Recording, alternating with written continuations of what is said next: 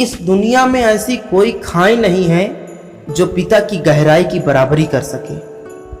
नमस्कार दोस्तों, मैं यश ठाकुर आप सभी का एलसी स्टोरी में तहे दिल से स्वागत करता हूं। मैं यश ठाकुर आपसे हाथ जोड़कर विनम्र निवेदन करता हूं कि इस कहानी को प्लीज पूरा सुने।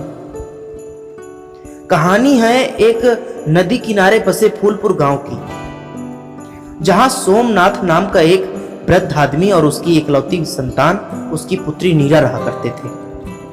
सोमनाथ अपनी पुत्री से बहुत प्यार करता था और नीरा भी अपने पिता से बहुत प्यार करती थी। सोमनाथ और उसकी पुत्री धन से तो बहुत निर्धन थे, पर मन से बहुत धनवान थे।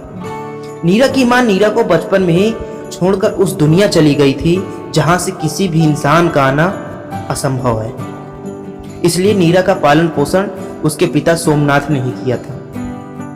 फूलपुर गांव के निवासी भी सोमनाथ और उसकी पुत्री नीरा से बहुत प्यार करते थे। एक बार फूलपुर गांव में बाढ़ आ गई। गांव के लोगों की जान संकट में थी। तब गांव के लोगों ने नदी के उस पार जाने का निर्णय लिया। सोमनाथ और उसकी पुत्री नीरा ने गांव वालों को नदी पार कराने में पूरी सहायता की।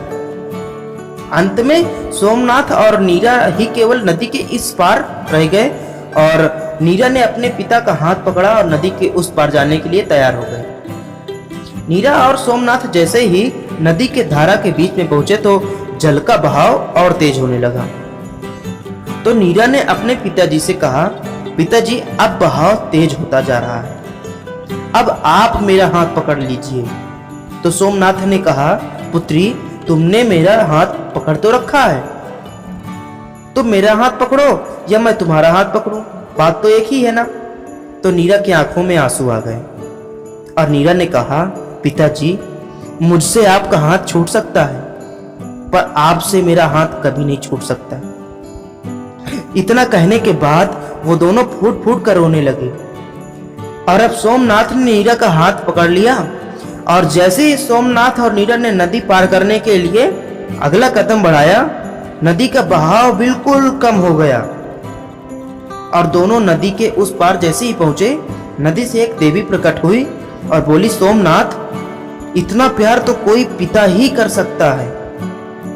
और इतना कहने के बाद देवी उसी नदी में लुप्त हो गई।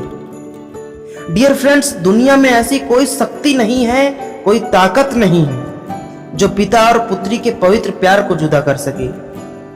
फ्रेंड्स, यदि आपको भी ऐसी ही मोटिवेशनल स्टोरी सुनना पसंद है तो आप एलसी स्टोरी को सब्सक्राइब कर लें, क्योंकि यहाँ मिलती हैं दिल छू जाने वाली कहानियां।